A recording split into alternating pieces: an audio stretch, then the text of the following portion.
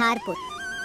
हरी भरी वादियों और खेतों से घिरा एक ऐसा शांत और सुंदर गांव, जहां की सुबह चिड़ियों की चहचहाहट और किसानों की मेहनत से शुरू होती थी। इस गांव के लोग जितने सीधे थे, उतने ही दिल के साफ। दिन भर खेतों में पसीना बहाने के बाद शाम होते ही पूरे गांव की रौनक एक जगह सिमट जाती थी, और वो जगह थी किशन का auto rickshaw dosa stall. Kishan अपने ऑटो में ही स्वादिष्ट डोसे का ठेला लगाता था।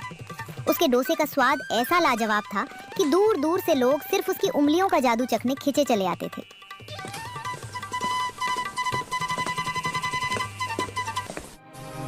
अरे किशन भैया, सच में आपके हाथों में तो जादू है। आपका डोसा इतना बढ़िया होता है, साफ सफाई भी इतनी अच्छी है, तो आप शहर क्यों नहीं चले जाते? वहाँ तो आप खूब कमाओगे। यहाँ गांव में ही क्यों रुके हुए हो? चाची, बात ऐसी है कि जब मेरे पास कुछ नहीं था और मैंने एक छोटे से ठेले से शुरुआत की थी, तब इसी गांव के भाई बहनों ने मेरा साथ दिया था। आज उन्हीं की बदौलत मेरे पास यह ऑटो है। अब जब थोड़े अच्छे दिन आए हैं, तो मैं अपने लोगों को छोड़कर शहर भाग जाऊं? ये मुझसे नहीं होगा चाची। किशन, तुम जितने अच्छे डोसे बनाते हो, तुम्हारा दिल भी उतना ही प्यारा है। पर एक बात बताओ भाई, ऐसा क्या डालते हो इसमें? हम घर पर इतनी कोशिश करते हैं, पर ऐसा स्वाद और ऐसा कुरकुरापन कभी आता ही नहीं। भाभी, इसमें कोई गुप्त मसाला नहीं है। ये तो बस आप सबका प्यार है और मेरे स्वर्गीय बाबूजी का सिखाया हुआ हुनर है, जिसे मैंने आज भी जिंदा रखा है। बस यही मेरी रेसिपी है। किशन की इन्हीं मीठी बातों और स्वाद के दीवाने लोग रोज आते, डोसा खाते और खुशी खुशी पैसे देकर चले जाते। किशन की जिंदगी सुकून से चल रही थी, पर कहते हैं ना कि किस्मत की धूप में छांव का आना तय होता है। किशन रोज की तरह अपनी दुकान लगाने की तैयारी कर रहा है, तभी उसकी पत्नी सुमन पास आती है। सुनो जी, एक बात बतानी थी।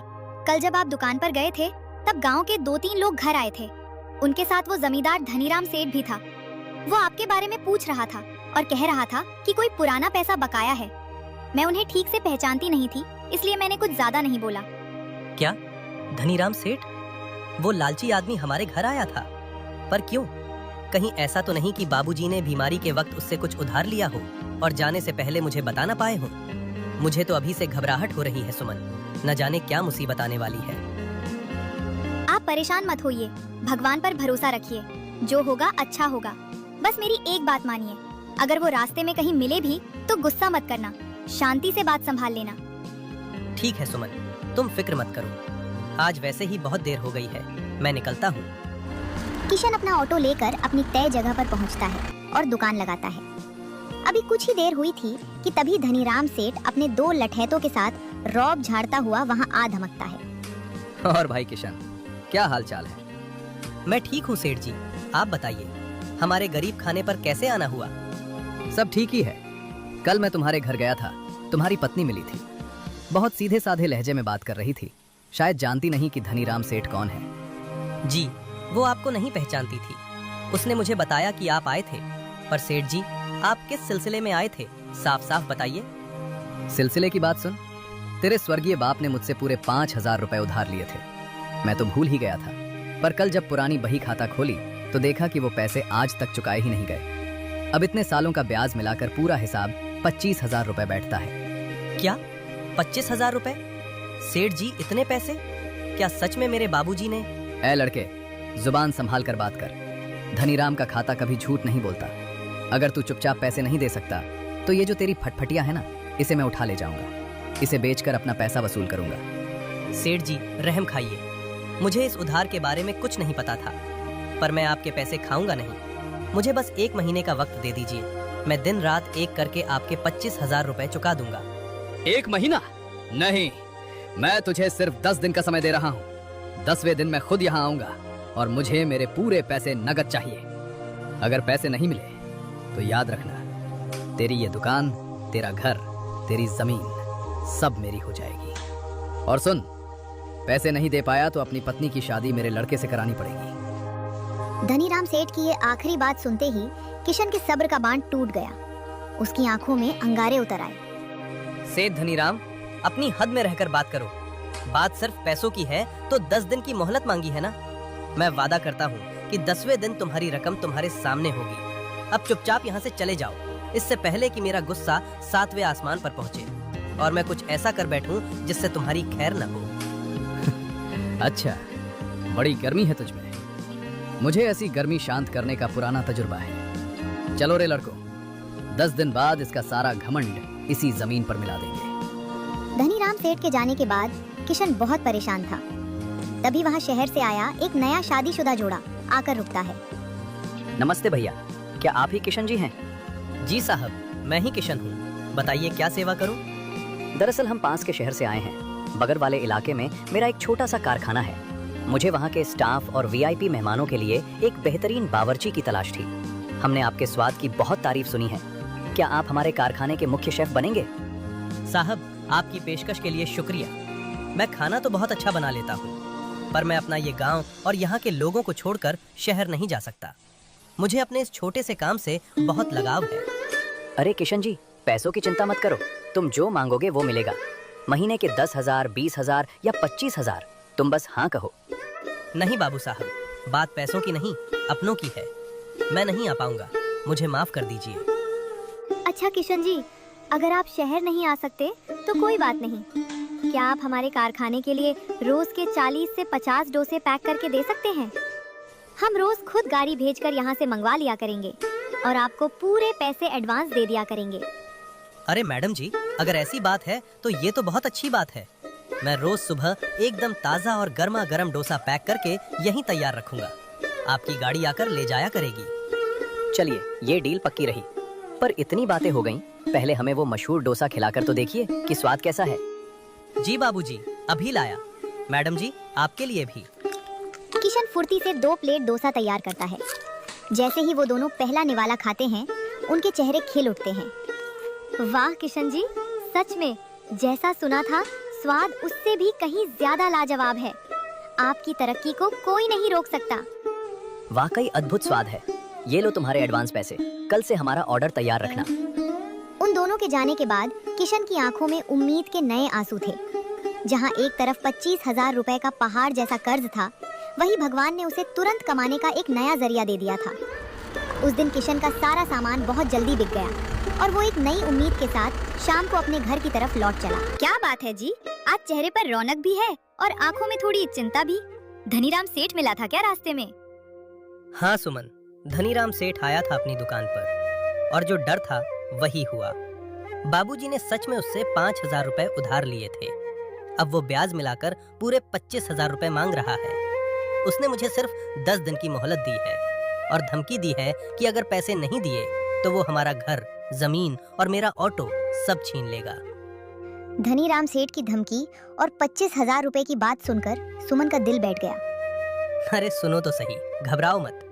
तुम कहती थी ना कि भगवान पर भरोसा रखो, वो कोई न कोई रास्ता जरूर दिखाएगा। आज सच में भगवान ने एक फरिश्ता भेजा था। फरिश्ता? कैसा फरिश्ता जी? आज दुकान पर शहर से एक बड़े कारखाने के मालिक और उनकी पत्नी आए थे। वो मेरे डोसे के स्वाद के दीवाने हो गए। उन्होंने मुझे रोज के ढेर सारे डोसे थोक में पैक करके देने का बड़ा ऑर्डर दिया है और ये देखो, उन्होंने एडवांस पैसे भी दिए हैं। अगर अगले 10 दिन मैंने जी तोड़ मेहनत की तो धनीराम सेठ के 25,000 रुपए हम आसानी से चुका देंगे। हे भगवान, आपका लाख लाख शुक्रिया। आपने डूबती नैया को तिनके का सहारा दे दिया। मुझे पूरा यकीन था कि आप अपने इस सीधे साधे भक्त का हाथ कभी नहीं छोड़ेंगे। अब आप ज्यादा सोचिए मत। कल सुबह हमें बहुत जल्दी उठना है क्योंकि ऑर्डर बड़ा है और तैयारी में समय लगेगा। आप हाथ पैर धोकर खाना खाइए और अब आराम करिए। बाकी सब ऊपर वाले पर छोड़ दीजिए। तुम सही कह रही हो सुमन, मेहनत हमारी और रहमत ईश्वर की। चलो, कल सुबह से एक नई जंग शुरू करनी है। अगली सुबह सूरज की पहली किरण के साथ ही किशन एक नए जोश से भर गया। वो सुबह सुबह ही अपना ऑटो लेकर तय जगह पर पहुंच गया। अपनी पत्नी सुमन की मदद से उसने बड़े ऑर्डर की तैयारी शुरू कर दी। किशन ने बिना रुके लगातार 2-3 घंटे जी तोड़ मेहनत की और कारखाने के लिए सारे डोसे बेहतरीन तरीके से पैक कर दिए। तभी वहाँ वो परदेसी बाबू अकेले अपनी गाड़ी से आते हैं। अरे किशन भाई, नमस्कार। क्या हमारे कारखाने के स्टाफ के लिए पैकिंग तैयार हो गई है? जी बाबूजी, बिल्कुल गर्मा गर्म और ताज़ा डोसे तैयार हैं। ये लीजिए। बहुत बहुत शुक्रिया किशन भाई। तुम्हारी मेहनत और समय की पाबंदी सच में तारीफ के काबिल है। ये लो तुम्हारे पैसे। किशन ने पैसे ले लिए और परदेसी बाबू डोसे लेकर चले गए। इसी तरह मेहनत करते करते लगभग 1 हफ्ता बीत गया। कारखाने के बड़े ऑर्डर और रोज की दुकानदारी से किशन की अच्छी खासी कमाई होने लगी थी। अब उसके पास कर्ज चुकाने के लिए लगभग सारे पैसे जमा होने वाले थे। पर धनीराम सेठ के दिल में तो कुछ और ही लालच चल रहा था। 8वें दिन सुबह सुबह धनीराम सेठ अपने उन्हीं लठैतों के साथ किशन के ऑटो पर आ धमकता है। क्यों रे किशन, बहुत उड़ रहा है आजकल? देख भाई, मैं पूरे 10 दिन का इंतजार नहीं कर सकता। मुझे मेरे पूरे पैसे आज और अभी चाहिए। ये आप क्या कह रहे हैं सेठ जी? अभी तो सिर्फ 8 दिन हुए हैं। आपने खुद पूरे गांव के सामने मुझसे 10 दिन का वादा किया था। वादा गया तेल लेने। मेरा पैसा है, मेरी मर्जी। मैं वक्त नहीं देना चाहता तो नहीं देना चाहता।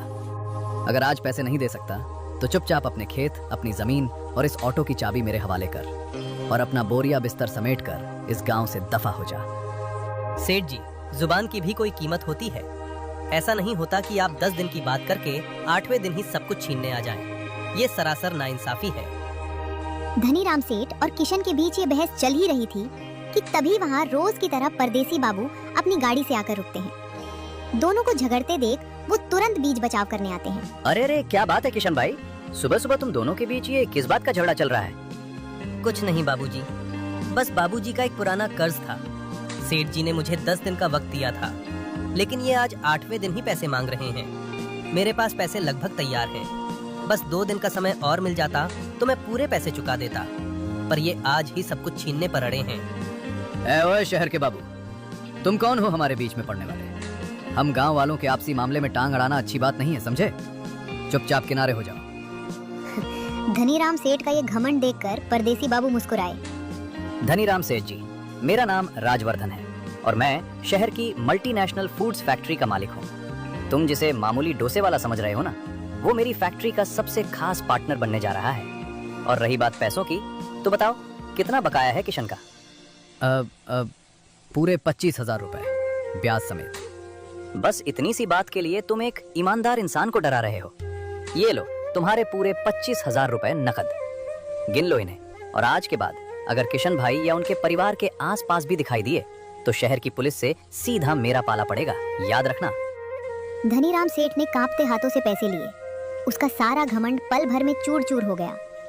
परदेसी बाबू के रुतबे और पुलिस का नाम सुनते ही वो अपने गुंडों के साथ दुम दबाकर वहां से रफू चक्कर हो गया। बाबूजी, आपने आज मेरी जिंदगी, मेरा घर सब बचा लिया। मैं आपका ये एहसान जिंदगी भर नहीं भूलूंगा। मैं आपके ये पैसे बहुत जल्द लौटा दूंगा। अरे किशन भाई, ये कोई एहसान नहीं है, ये तुम्हारी ईमानदारी और तुम्हारे हाथों के लाजवाब स्वाद का इनाम है। जो इंसान अपनों के लिए शहर का बड़ा ऑफर ठुकरा सकता है, भगवान उसकी मदद के लिए कोई ना कोई जरिया ढूंढ ही लेता है। अब खुश रहो और बिना किसी फिक्र के अपना काम करो। दो दोस्तों, कहानी यहीं पर खत्म होती है।